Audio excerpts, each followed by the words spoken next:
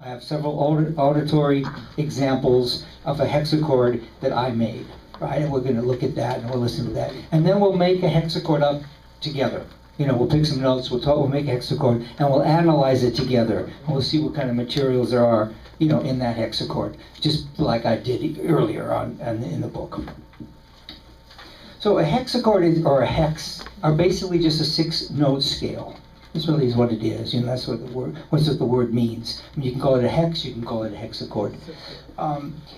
The thing, part of it, what makes it interesting and or unique, and let's say a novel, is that you pick the pitches you want, right? So instead of, you know, I don't know, D Dorian or, you know, E Mixolydian, you know, Lydian altered or whatever the heck it is you feel like writing with. You pick the 6 notes that you want to work with. You write the hexachord. And hexachord being 6 notes is a very malleable form. It's half the chromatic scale. It's not the whole chromatic scale. It's got half of them and then you got another half you're not using. But you have 6 notes. And so it's very easy to put those notes together, and it gives you a lot of harmonic choices. What's the difference between a hexachord and a major scale? Anybody? One note. That's right. A major scale is just 7 notes, right? So it's not like we're, you know, limiting ourselves drastically. You know, we can add a 7th note if we want, but we're starting with the 6 notes. Okay, that's the way to begin the process. It adds incredible variety to your writing. As you can see, you know, there's like 46,000 possible scale combinations that you can come up with, you know, using 6 notes. So it's not like you run out of what 6 notes you're going to use. The other part that was really great for me is when I was taught this technique by a man named David Angel, who is a composer, saxophone player in Los Angeles. And he worked on television for many years. And this was a technique that the TV guys used a lot because they had to write quickly. They had to come up with a lot of material fast, and it had to sound chromatic. It couldn't just sound like, you know, C major or minor scales. I mean, it had to be modern. Because if you listen to the music of, let's say, the 60s and 70s coming out of Hollywood, it's very advanced music. It's very chromatic music. You know, it's not like what they have now. What happened? Well, tastes change is what happened, you know, and people got older, or people got younger, really, and people in charge of the shows, and a lot of it is what kind of market they're trying to hit now. You know, I mean, the networks are trying to hit, what is it, you know, 14 to 35 or 29 age market or something like that. So, you know, they went for pop songs and guitars and you know, that kind of a vibe with more lyrics on songs or more lyrics on TV shows. And if you listen to some TV shows, a show called Combat is still on TV, so on YouTube, you put Combat up. It's about, obviously combat's some war America was in, I don't know where, but all the same pretty much. But it's all 12 tone. I mean, there's no melody. You know what I mean? It's a melody with a lot of aleatoric effects, and it sounds like the Berg, really, you know. And so the point being is that was the writing that was expected around town, you know, for a lot of TV shows. It wasn't Green Acres. Yeah, I mean, it wasn't that kind of thing. It was especially dramas were expected to be much more intense. You know, we had Herman, we had writers like Goldsmith. There's some early Goldsmith writing. Yeah, get some nodding heads out there. You know, Planet of the Apes, you listen to some of that. That's not a pretty little tune, you know, that you're going to whistle. I mean, that's like a lot of chromaticism incoming. So these TV guys had to write in a chromatic style. So they took the hexachords, which had been used before, and they started adapting it. And that's where I learned the hexachord technique.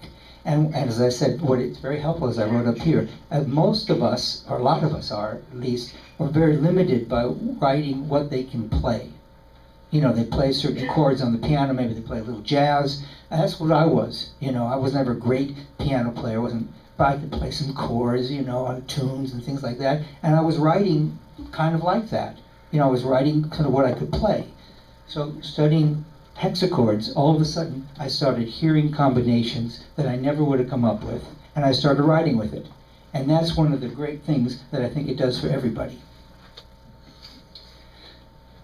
most contemporary composers write much more horizontally than vertically. You know what I'm saying? They write by lines like this. They're not writing chords, chords, chords. They're not thinking chords. They're not saying C augmented 7, you know, with a flat 9 and blah, blah, blah.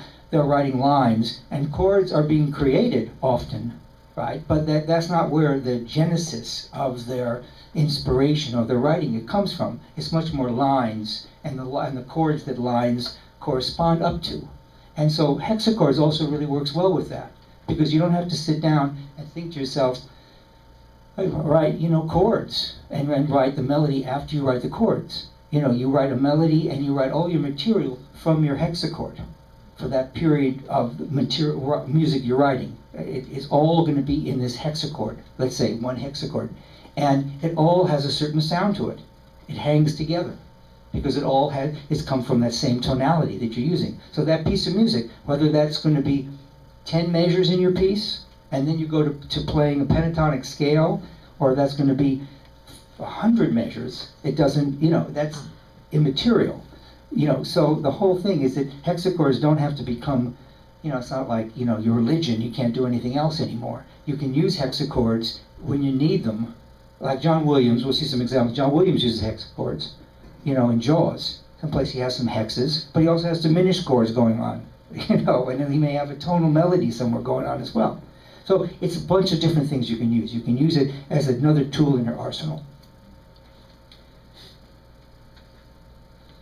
Ravel uses them. Daphnis. Psycho uses them. John Williams uses them. Howard Hanson, very up from Rochester, right, up there. Some of you guys probably studied up there. He wrote a whole book about it. He wrote a whole piece about hexachords, you know. So it's been around. It's not a new concept at all. These are just some well-known hexachords. Whole tone scale is a hexachord. It's a hexachord, 6-note scale, whole tone scale, right? It just happens to be, you know, 6-note. I mean, you can have different whole tone scales, like there's like 3 whole tone scales or something like that, you know, or maybe more. But was that? That's 2. There's 2, right?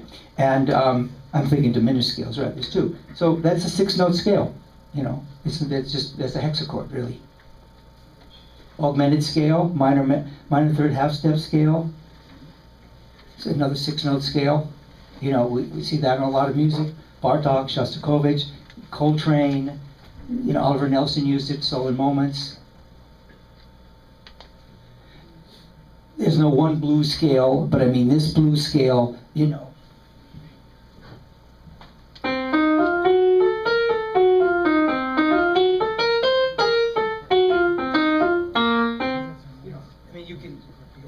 That's just one 6-note scale, right? So that's a blues scale. It happens to have 6 notes. So it's in a sense, it is a hexachord.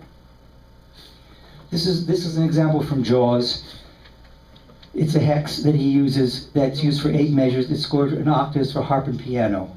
You know, it also can be seen as an E-flat major triad followed by an inverted A major triad. You know, so you can think of it both ways.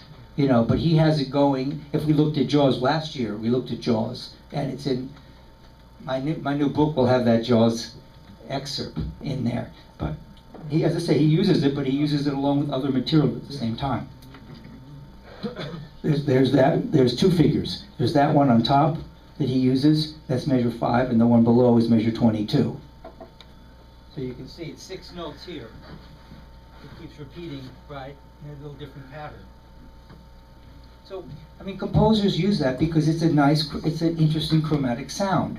It's not, you know, they can't write major scales, and you know, you just can't do it anymore, right? I mean, all the time. You've got to have some sort of dissonance in your writing for motion pictures. It's got to have that sound. It's it's just too square. You know what I'm saying? You've got to have some dissonance in there, unless it's, you know, I don't know, nursery rhyme or something like that. So, overview of how we do this. Okay, then we're going to look through the one I did, and then we're going to build our own, like I said. So, the first thing you do is you compose a 6-note hexachord, which I've done, and then the different steps of the analysis is first you do it, and then you build chords with each pitch of the hex. We do build chords. Why do we build chords? Because I think it is useful, particularly for improvisers, to think sometimes in series of chords. think what scale we have, but also what chords we have. This can be what scale you can use over the chords.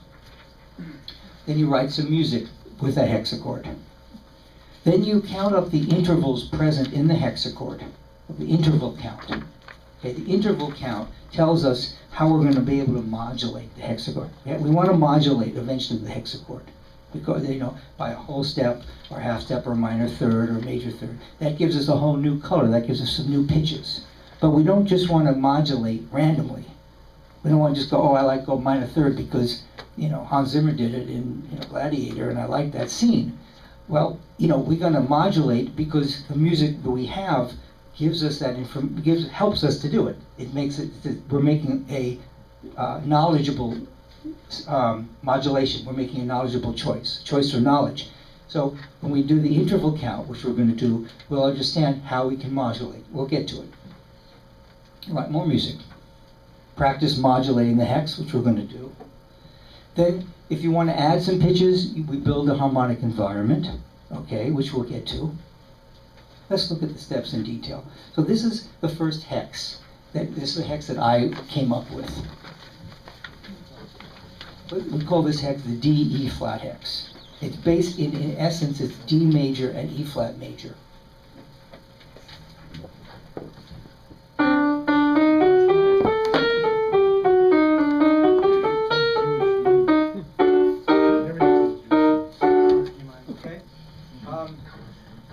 It's nothing brilliant. It's not. It's a lot of different things. It's just a hex that I came up with that I like to use.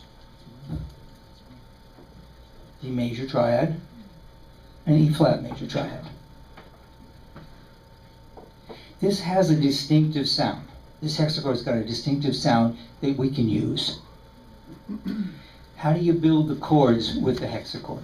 And the way you do it is you set up each note as the bass note. Let's start with F sharp as the root. So you place F sharp as the root. There's F sharp. You stack fifths. You build fifths, right? Why do you build fifths? Because fifths establish harmony. Fifths are harmonic interval. That's what fifths do. It's a harmonic circle of fifths, a circle of fourths. You know how that works, right? You have a note, you put a fifth underneath it, it gives stability. So fifths are the harmonic interval of tonality. So the way you find out you build the chords is you stack fifths from your hexachord above each bass note. So we start with F sharp. We want to put the next fifth above it.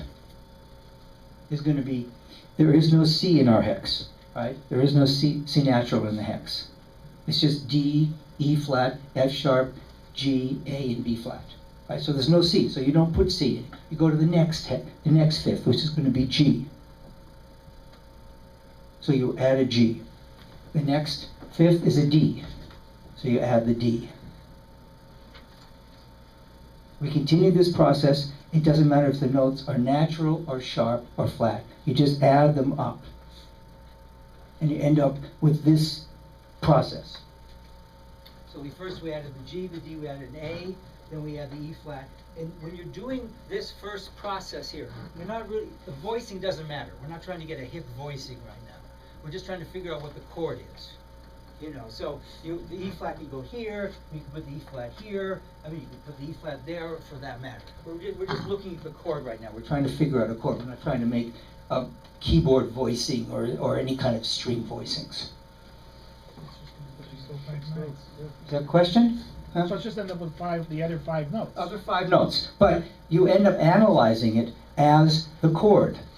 You end up analyzing these chords. So each note becomes the bass note of these new chords, of the chords that are coming from the hex.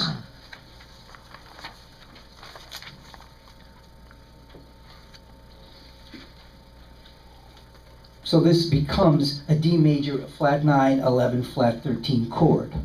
Right? If you think of each chord as one of the notes of the hex, as the bass note. Okay, so if you stack the chord that way, that's the chord that you end up with D in the bass, E, which is that chord. When you have E flat in the bass, it's a major 7th chord, right? E major with a 9 and 11 above it. Right. Now, we are manipulating the same tonality, the same chord, but we're having a different bass note. And as you know, as you change bass notes, you basically change the sound of the tonality. That's why we have inversions of chords, right? I mean, if everything was root position, we wouldn't have to talk about it. But if you have a chord in first inversion or second inversion, it changes the sound of it depending on the bass note. So the way these chords line up, we end up with basically two major chords, an augmented chord, F sharp augmented.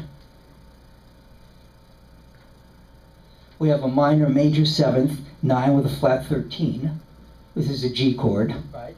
So we've got G, D, B flat. We've got A, we've got F sharp, and we've got E flat.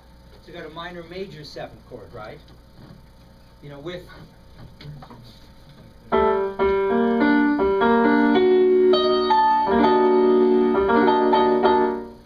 just a B flat playing on the piano. I'm not I'm sure you guys can come with better, voicings than I have, but that's basically the chord you have when it's built on G. A, you get a 7th chord, and it's funny. Almost whatever hex you come up with, you end up with very similar things. You end up with a dominant chord. You end up with a minor chord or two. You end up with an augmented chord. You end up often with a major chord, and you end up with some diminished type of a chord. And this is the same thing. We have a A7, right? We've got A, E flat. There's no third. We've got A, E flat, and G, right? We've got B flat, and we've got E flat, so it's a flat 5, right? With a flat 9, 11, and a 13, and which is that chord. And then we have another augmented chord, the B flat chord, right? We've got B, D, F sharp. So we have an augmented chord, right, with a major 7th, with the A. And we have an E flat, right, which is our 11. And then we have a 13 as well with the G. So this tells us what chords we have in the hex chord, right? Now let's say you don't like it at this point. Well, what do? Changing the note? You throw it away, right? You change it away and write another one. You don't have to get married to the hex chord. You write a lot of hex chords. You screw around with it. You write, it depends on the mood you're in or what you have to write. Let's say you have to write something that's dark. Canada winter, right? Everybody tells me it's been a tough winter up here, okay? I could see it, right? We did have sun yesterday. I did have some sun, right? Which is nice. But seriously, if you wake up and you're, in a bad mood, or you have to write something that's dark, drama or something, well then you take a hexachord that's got a lot of half steps and tritones. And then you end up analyzing it, you end up with a lot of flat 5 chords, diminished type sounds. And that's what the material you could use for a certain part of what you're working on. Because I don't know about you all, but sometimes for me, coming up with harmonic language is the toughest challenge. I sit down, what am I going to write today? I just bang away on the keyboard, just whatever comes up. Usually it comes up with something I've heard before, right? Keith Jarrett or whatever the heck, So, what the language that we use, unless some of us are very advanced composers and they have a language and that's their thing, and that's beautiful, and I applaud you, but I've never been that way. I'll write hexes, and then I used to not quite sure where I was going with stuff. But so when I started writing with hex accords, it gave me a focus. Because I could say to myself, okay, this piece is going to use this hexachord. Now maybe 20 measures in, I could change the hexachord. I could modulate the hexachord, or I could completely change the hexachord. Or like I said earlier, I can write in C major at that point. Or I could write a Gregorian chant, I could write a Balinese gamelan music, anything I want, but I got this there too. I can write, and we're looking at it, and you can write with, how to write a little bit more 12 tone, because all these pitches are equal. We're not looking, this is not this is not D major, and with an A7, it's not going to go like that. It doesn't have to go like that.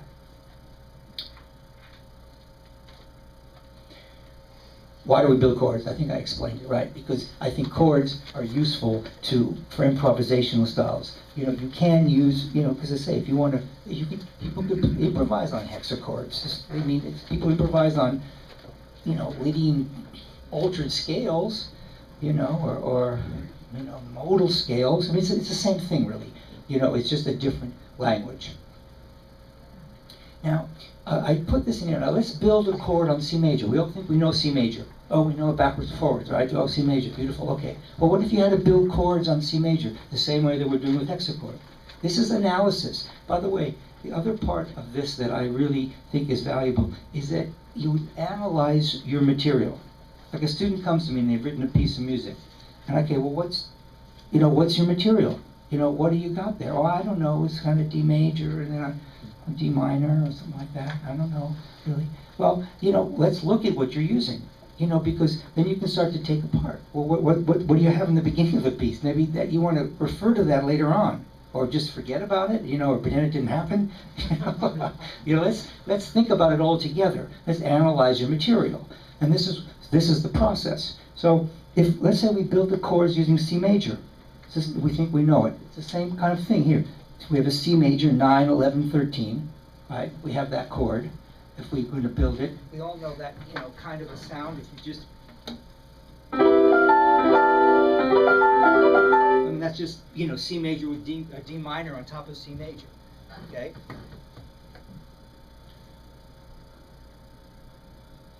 We have a D minor, of course, but we have a 9, 11, and a 13 on top of that. We have D minor with, let's say, E minor above it, right? Extension chords, extension harmony. E minor with F above it, right? So we got a flat 9s, we got 11, we got a flat 13. And this is all C major, right? We've got F major, you know, with a 9 up plus 11, 13, kind of a Lydian sound, right? And that's built right in. That's right, built in C major. We got G7, that's Mixolydian sound, where you have that with G7. We got a 9, 11, and a 13. So we have a dominant chord, right? We have an A minor 7 with a 9, 11, and a flat 13. So we get a minor chord. And we have a good old diminished chord. Flat 9, 11, flat 13. So we got a major chord, we've got a couple major chords, a couple minor chords, dominant chord, and a diminished chord. We know that. But we have some interesting sounds that you may not even have thought of. You know, if you just analyze something as mundane, you know, as C major.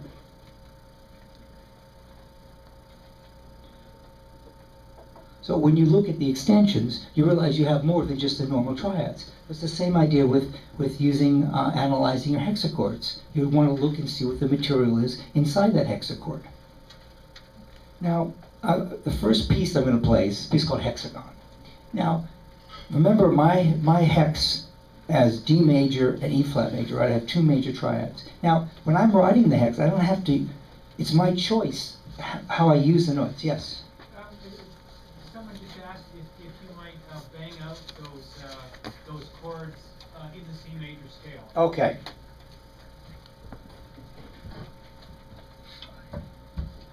Forgive me if I hit a wrong one. That's C, right?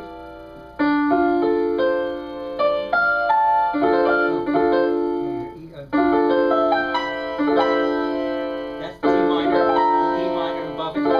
Here's F major.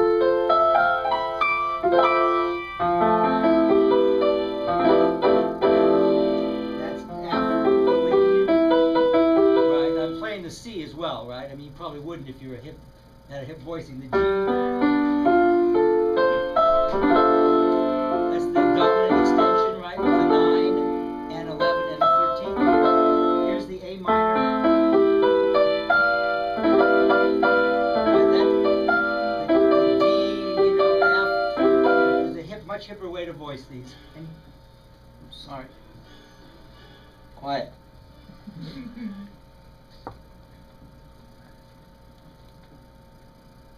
Put this on. And then the B, that's the diminished score. That was the C, E, and G on top of that. Okay, so those are just, I'm just stacking those in thirds, right? I'm just playing those in thirds. So that's all C major, right? There's, you know, there's nothing chromatic added to that, right? But how many of us have even used all these, these extensions, right? Some jazz guys probably use them often, but, if you're just in the C major world, this is part of your C major world, right?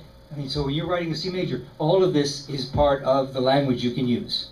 It's embedded in there, right? It's just part of it.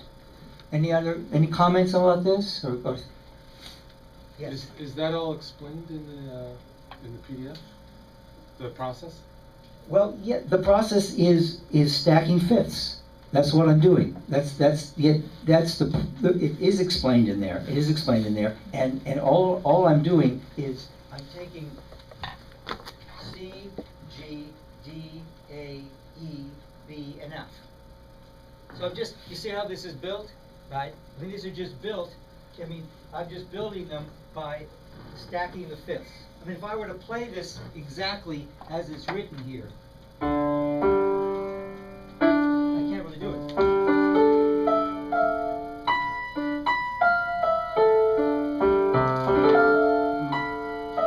I can't, my hands won't reach, but all this is taking C major and putting the fifths above each.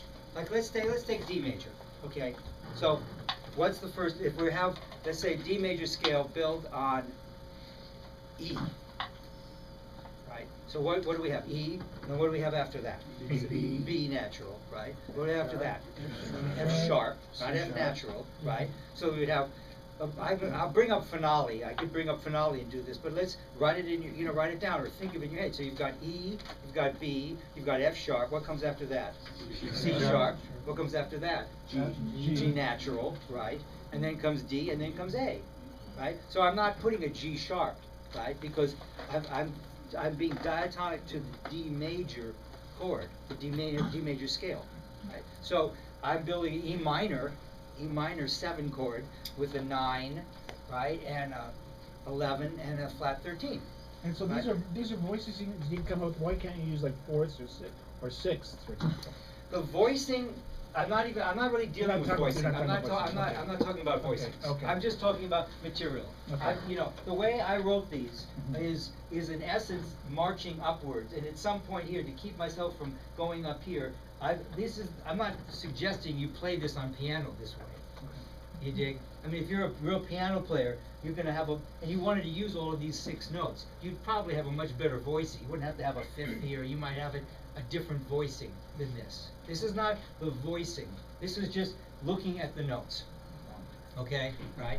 And it did, also, when you're playing these chords, you don't have to play every note either, right? In other words, it says in the book that you gotta play every extension of everything if you're writing it for strings or something like that. So this is not an attempt to show interesting voicings or interesting, B to C to D, this kind of a thing. I'm not doing any of that. Or it's not common tones. It's just strictly stacking fifths. And when I got up in here, like in this, for instance, this first one, E, I've got D, A, E. Now B, F could be up there, right? I wanted to continue the process, but what's the point? You know what I mean? I put it in here just so it's easier to read. Does everyone understand that? So this isn't really trying to say voice the chords this way. This is just saying to us, this is a way to lie them in the stave and then to see the material we have. Now, will this work with E flat major scale? Yeah, of course. Any major scale, every major scale, same darn thing. Every major scale will have these same tonalities, the same characters. And any pentatonic scale could do the same. Pentatonic is different. Minor scales are different. Oh, okay. Your harmonic minor, melodic minor, natural minor. I mean, that gets into but it can be done as well. Yeah. Right? I mean, we could do that if we wanted. We could take, see harmonic minor with E flat, with a G and a B natural. I mean, we could build that too. We'd have some more diminished stuff and everything. It can be done with any scale. It can be done with pentatonic. It could be done with, some octatonic scales. Any scale, really. The only thing that I'm doing, really, the major thing I'm doing is I'm stacking fifths to be able to figure out to line the chords up to then be able to give it a name to somebody who likes chords. Right? If you don't like chords, you don't even need this. I mean, the pieces, you know, the stuff I wrote in Hex Accords, I didn't look at this. I didn't think, oh, I got E minor going to F. I don't even need it, right? I put this in because a lot of us think in chords, and so this tells you that all of these chords are in any major scale. They're on every major scale, all these chords, right? I mean, they're Mr. Mozart, Herr Mozart had the same thing we have, right? These are just extensions of major scale, right? They're just all that's in there. Only thing that I'm doing that's a little differently is I'm sort of analyzing it, you know, in this process. And the reason why I'm doing this is so you can see that when we do it for a hex accord, it's nothing alien. It's not, you know, some new concept. It's just an analyzation of our material, right? So, yes? So when you go horizontal with this, so Mhm. the melody that you choose that goes over this has to, if you stay to the notes that are in the Stay in the hex accord. So no passing notes, nothing. You can add passing notes, but you can, that becomes a choice, obviously. Yes, you can add passing notes, you can add some distant notes, you can add some ornaments, you can do, depends on your mood. You know what I mean? Structure. I mean, It's music after all, right? It's not rocket science. Nobody's gonna hold a gun to you and say, wait a minute, you know, you put an F sharp in that scale and now I hate you. You know, it's, you know, it's a basis. Right. You know, now you want to break the rules, you don't want to use it, then don't do it. You know, I mean, you know, write the hex accord and ignore it. You know, and then just do any darn thing you want. But you know, it's a start. Right? It's the same thing with C major. Like if you're writing a piece in C major, if I said right now, everybody, you know, pay the best guy who writes in C major $100, you're not going to use an F sharp somewhere in there? You know, yeah, you would. You know, I mean, you would do it, right? And then nobody would probably get mad at you because nobody, you know, you can use some chromaticism. Yes, so you can use chromaticism. The examples I have, I don't though. Yeah. I don't have any chromaticism in the examples I'm going to play for you. They're completely within the hex. Okay, so this piece accentuates the major qualities of the hex accord. It's written for woodwind quintet, it's real players, and it's using the same hex, only the notes, not even modulated. All the notes you hear are just in the hex accord. This is your hex, the D. this is my same hex. My same hex. The D, E flat hex.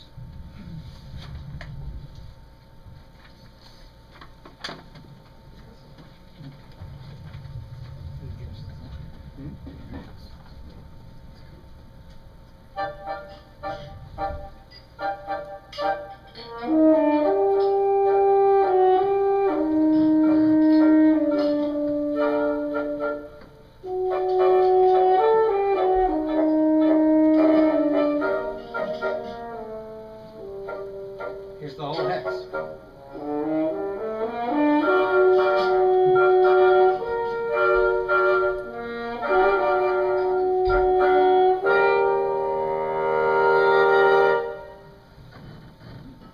Basically modal, isn't it? It is kind of modal. It's an artificial modal.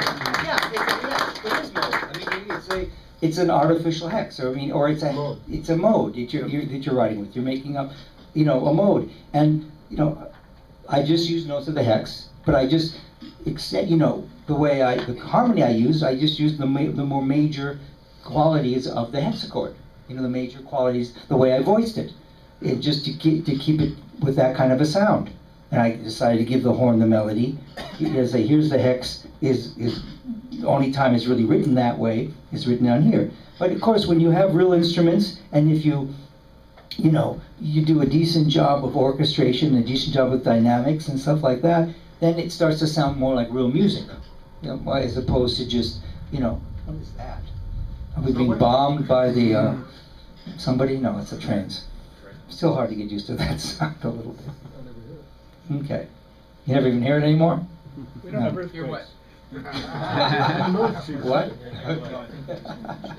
Okay, so the second example, okay, I accentuate the augmented, because remember we have an augmented triad in this hex accord, right? Remember, if we're gonna have, because we have D, F sharp, and B flat, right? So we've got augmented triad. I've got This one, I want to accentuate that. I want to use it more. I want to lean on that, okay? So I call this psyched because Psycho, which I was looking at a lot, uses a lot of augmented chords. And so this has more of an augmented flavor. The melody is in the flute and the horn, with the clarinet and the oboe are melodically linking a counterpoint figure.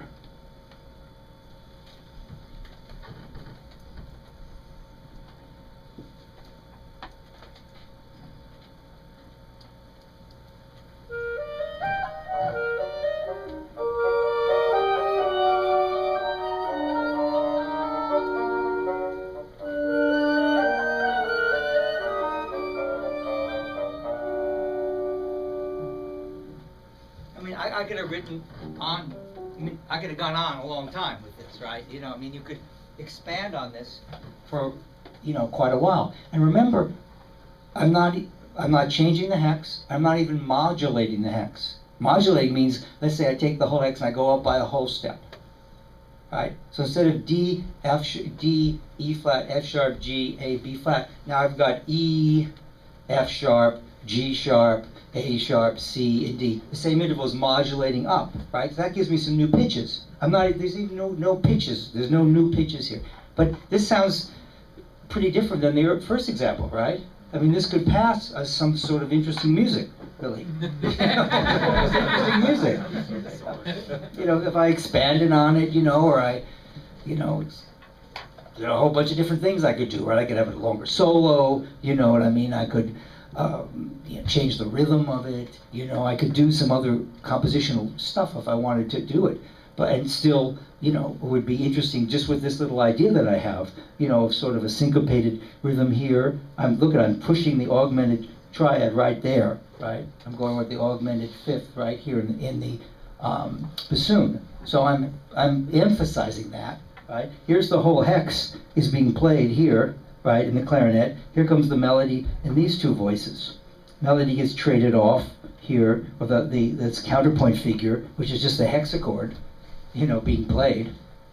And then the bassoon, I like this little kind of jazzy little syncopated figure, and it's just, playing the hex accord, but I'm basically you get a feeling like it's in B flat augmented scale built on B flat, while the other one sounded more like C major. Now the next example is how to build a whole orchestral Q with the hexachord. So what I did is, the first sketch is just a bare harmonic background. Okay, that's just, this is all a hexachord, right? This is just a little figure that I played on keyboards that I used for my rhythm figure.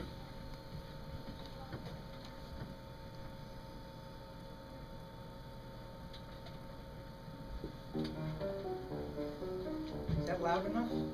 Thanks. Thank you.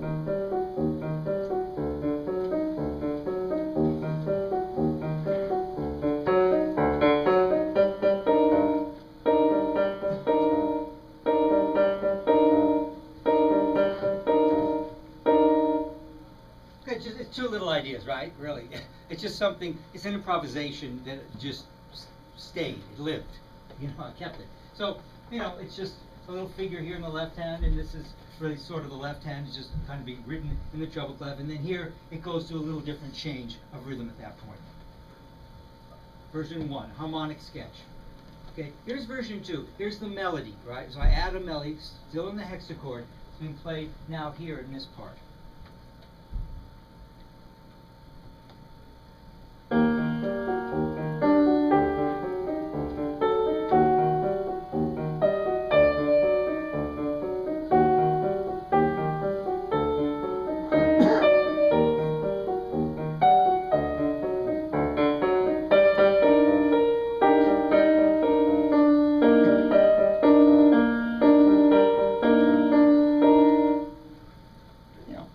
Mozart, but it's a little sketch with a melody. So now I add a counter melody to that in this middle voice, still with the hexachord, right?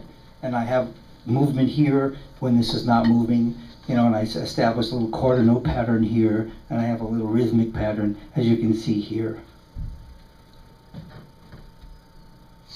Still with our same old hex.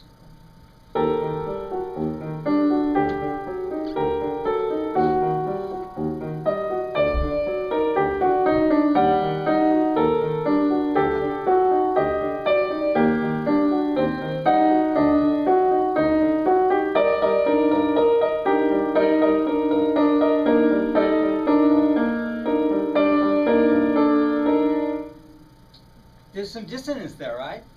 But I like that. I like the dissonance. I want that.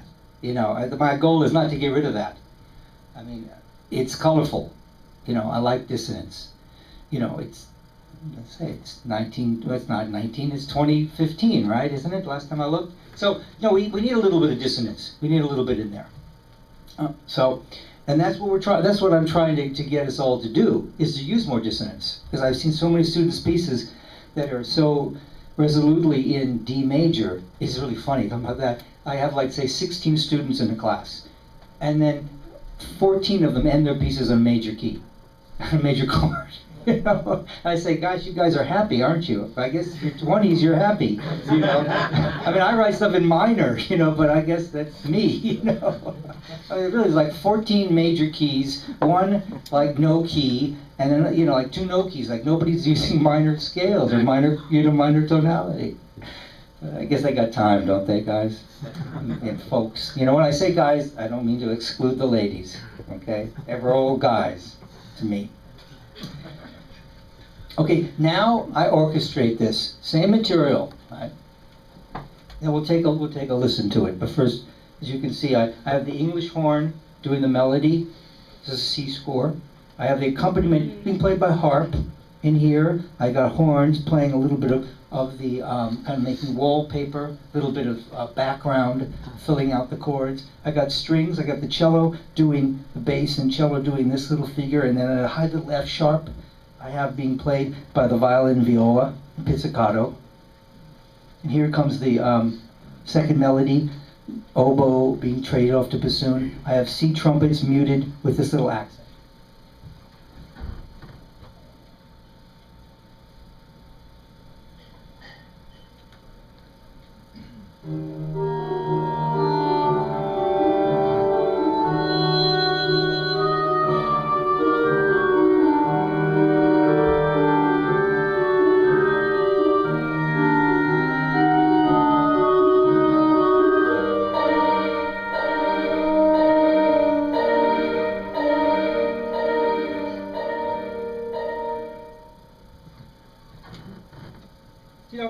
Once again, you know, it's just a little bit of music, but I could have expanded on this, right? And it has, you know, a fairly interesting sound. I mean, there's something, I think it's kind of interesting. And it once again, it's only 6 pitches, right? We haven't done any modulations.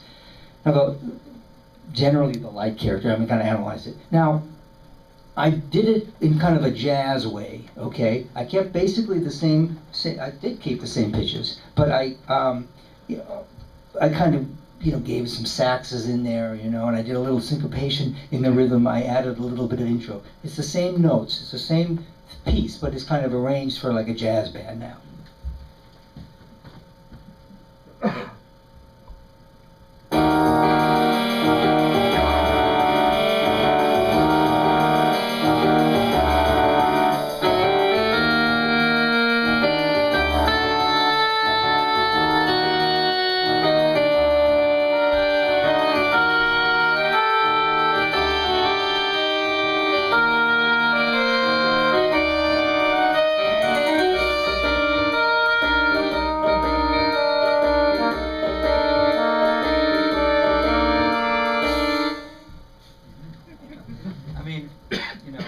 The Rob McConnell big band, I know. You know, I heard the band last night, John's band. It's not that, but you get the idea. You know, so you can use this material for all sorts of different purposes. Yes. So did you build this on finale and keeping track of your pitches as you were going, or was it something you were playing in while you had some sort of an idea, or you know, some sort of a guide as to what you could and couldn't play, that sort of thing? Yeah, good question. I mean, I usually write in finale.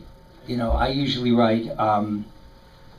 I write into the program. I don't really play a sequencer. The very first idea, though, boop-a-dee, boop-a-dee, that was a little improvised kind of a vibe, you know. But no, I have to write I have to think about it, and I can't just kind of play in against it. I've got to work it out, So yeah, I work it out. I think to myself, what did I use before, and I take it over here and I kind of put it together like that. Was there anything in Finale that helped you decide that once you picked your 6 notes? Was there some sort of a, having not worked with Finale and working on sequencers, was it a case where you could actually have Finale help you and tell you which notes you couldn't play, or was there anything like that? Or No, you but just it kept track of helps what to you were doing and just it helps to see it for me. If I'm just playing in, it's difficult for me to see, how I had the melody played in measure 3 or something like that, and how I may want to be played again. It's difficult. I don't have that sequencer kind of ability. I mean, I can play. Sometimes I use the sequencer, as I said, if I have an idea, there's usually sort of a rhythm, or some sort of groove thing that I like, that I want to have notated. But if I have to work out something, I have to see it written down. Yeah. Finale doesn't really help much. It's just I use Finale because I started with Finale. A lot of people use Sibelius. Probably up here it's the same thing, right? A lot of Sibelius users. Yeah. the best software is the one you know how to use. It's true. It's true. It's true. All right. Well, we'll go modulation. And I want to build one. Okay, I want to build one, but I want to talk about the next step in the process. Any questions? Any questions? We were talking about software. Someone else here said that they use something. I've heard this term before. Did you say paper and pencil? Paper and pencil. Pencil. I've heard my father talk about that. I am my father. Hi, Dad. When building the Hex Accord, do you mix major with minor chords, or augmented with diminished chords, or anything? Yes, you do. You build to build the Hex Accord becomes a process of finding 6 notes that you like. Okay. And then when you find out what chords are in there, that's when you know how many major chords or how many augmented or what kind of diminished chords. And that's where you make a chance to change it. You dig? Well, let's say you write a Hex Accord, and then when you stack the fifths and you end up with, oh my gosh, I've got 3 diminished chords here. I don't have any major kind of chord. It's not good for my purposes. So then you change a note, or you write another hex and you work it out. So you have complete freedom about it. But building the Hex Accord, I think it comes from just like a series of 6 notes, which we're going to do in a second. We'll just build one. We can. Yes, sir. The teacher in me wants to ask or point out that once you have the hex built, the 3 most important things would be voice leading, and voice leading. It's voice leading is still really important in that, even though your language is specified for you. Yeah, I guess voice leading. I guess you mean by voice leading having the each part seem to have a continuity to itself and integrity. Logical progression. Logical progression. Yeah, I'm not talking about grade 3 harmony. Right. And we're not talking about voice leading in the sense of T goes to do and Fa goes to mi, and everything has to resolve in a 5/7 chord going to 1. Excuse me. We don't have to follow that, but good voice leading in the sense of each part having an integrity. In each part, do half steps have to go up or half steps have to resolve down? They could, but they also couldn't. For instance, we listened today in Humber class. Yeah, we listened to some music from Psycho, and one of the cues when Norman, no relation, is talking about the madhouse, all of a sudden Herman uses minor 7th melody up and a major 7th down. He uses this kind of a sound for his melody. It's like this.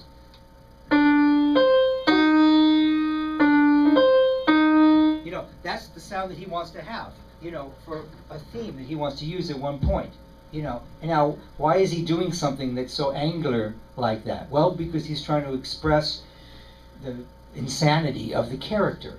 So in that case, like with John's point, then the voice leading is going to be purposely going to be sort of jumpy around. You don't want things to be smooth.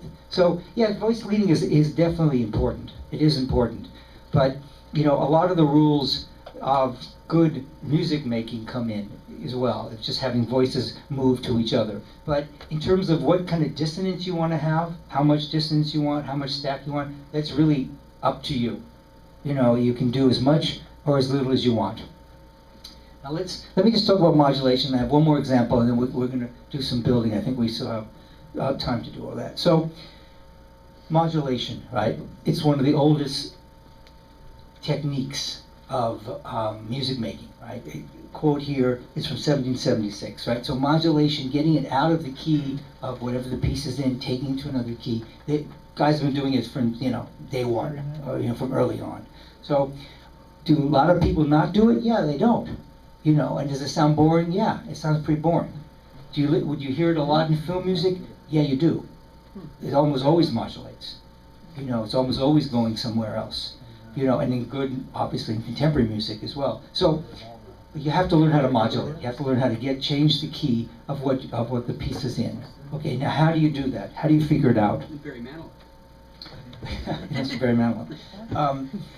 In traditional harmony, people modulated because they had to, because at a certain part of the form they were required to modulate. Right? They had to modulate to go to the second theme. They had to modulate the development section. They had to modulate back.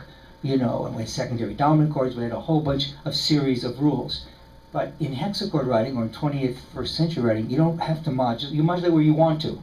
You don't have to modulate, where, a rule tells you. You can modulate and get out of the key as much as possible, whatever you want to do. The way you figure it out, how to modulate, logically, is you count the intervals in your material. Okay, now here's the intervals of a C major scale.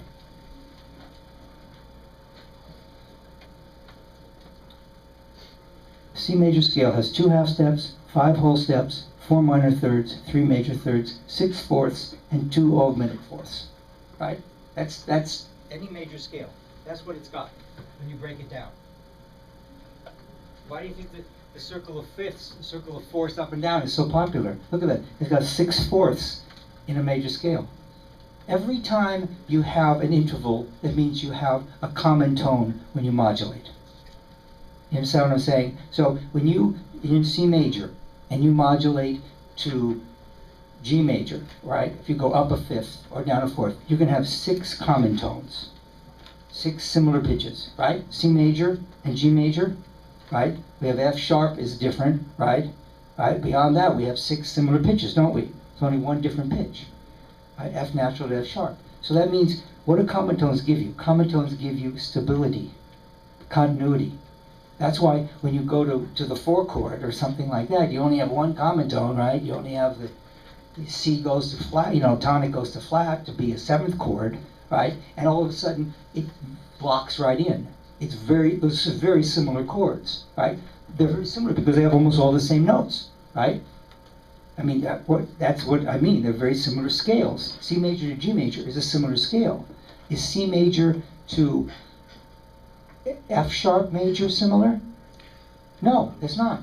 Okay, because that's an augmented fourth. There's only going to be 2 common tones. So we know this already, right? We know that if we're writing a piece of music and all of a sudden we have to have something, the monster comes in from the door and bursts in the door. Well, maybe we're going to go from C to F sharp.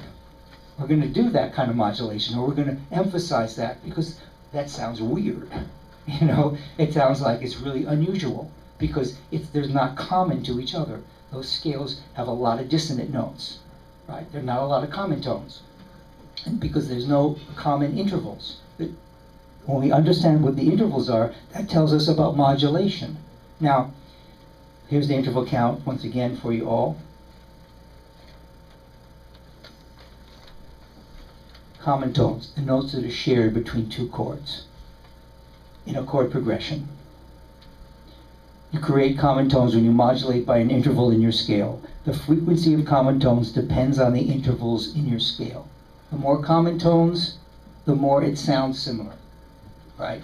Common tones, let's say you're writing a piece of music for strings, and you modulate by a fifth in C major. And so you only have one different pitch, right? F to F sharp. So you have all the strings holding all these similar chords, and you just have F to F sharp. Now, is that going to sound smooth, or is that going to sound angular? It's very smooth, right? It's very smooth because there's almost the same pitches. So for that kind of decision, we know already we're going to modulate by a fifth. We know that with C major. So here, there's 6/4. It's the same example, right? There's the fourths. When you modulate by fourths from C major to F major, we have 6 common tones. Common tones are in the half notes. So that creates a lot of continuity. It's the same concept that we're going to do with our hex accords. When we go C major to F sharp, there's only 2 common tones, B and E. Okay, it's going to create a lot of tension. B and F, E sharp. The more common tones we have, the smoother the modulation between the 2 keys will sound. When you modulate by thirds, it's very popular in film music, right? We often hear that C going to E major. It's a very popular sound. There are 3 major intervals in a major scale, so there's only 3 common tones. So it's a very colorful. We go to C to E major.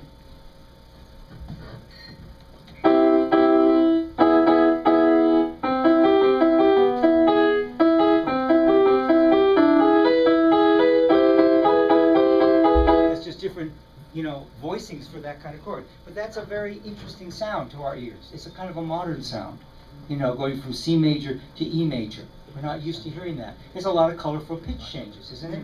We have F sharp, we have G sharp, right? So it's very colorful when you go from C to E major. Now, this just shows us that we can modulate the C major scale.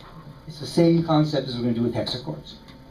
This shows you how you modulate C major, right? Up a half step, up a whole step, minor third, major third, up a fourth, up an augmented fourth. And we have the interval count.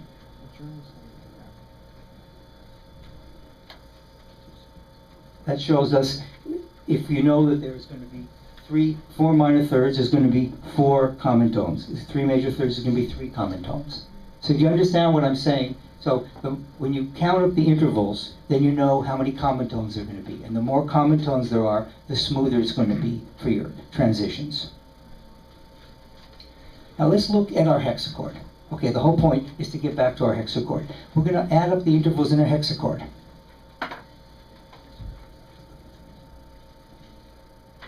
We can count them up.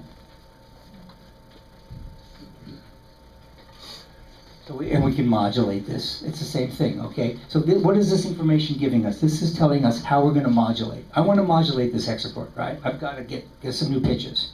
I've got to write something. I can't just do D, E flat, F sharp, G, A, B flat. I've got to get some new pitches, okay? But I've got to figure out a way to do it that makes sense. I'm not just going to do it, randomly. So here I go.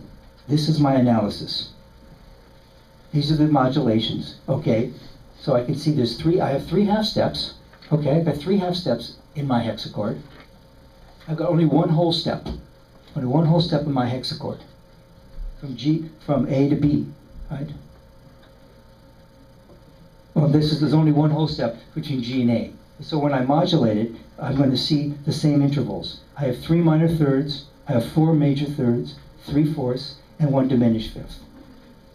So if I want to modulate my hex accord by the most common interval, which one am I going to pick? Major third. Right. Major third, because I've got 4 common tones. So this is the scale modulated up a major third. Here's my original hex. Here's this one.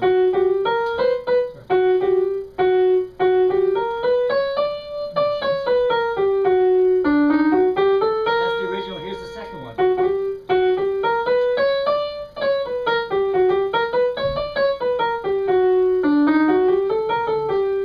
So I've got 4 common tones. It sounds pretty similar, but I do have 2 new pitches, don't I?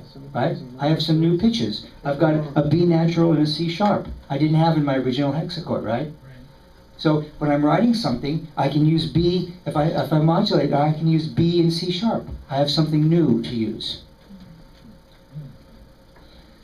Here is a piece that modulates a whole step modulation.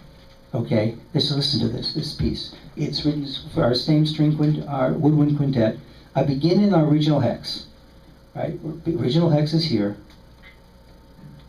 I modulate up, a whole step in this second bar. I have one common tone being held in the bassoon, A, be held. Other pitches are changing. I go back to D flat, and then I go up again. So I have one modulation I do twice, right?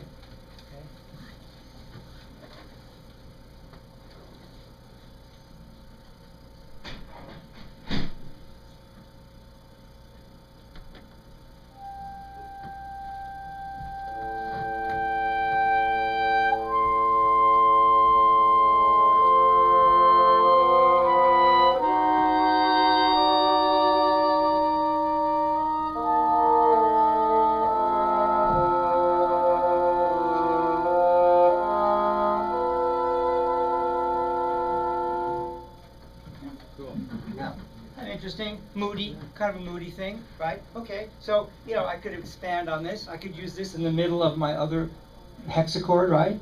I could use it in the middle of any kind of piece. Okay, so this just gives you this flavor. There's only one common tone, right? That's why it sounds very angular, right? Between the two hexes. It sounds like there's some new scales being used, if you listen, because I only have one common tone. So I want a lot of color. This is when someone says to me, write something that really sounds suspenseful. Okay. Now this one is a major third modulation. The flute and French horn are playing the common tones that extend through each modulation. So I have these guys holding through that give us stability. I have 3 different hexes in this one. Measure 7, the hexes modulate up a major third with 4 common tones.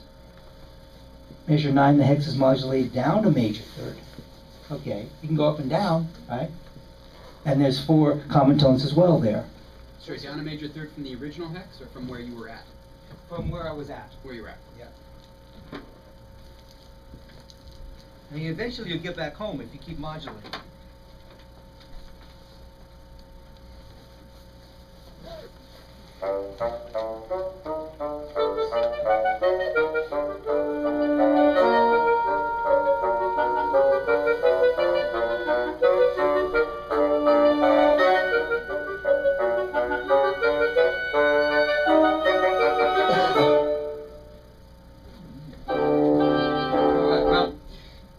So, once again, yes.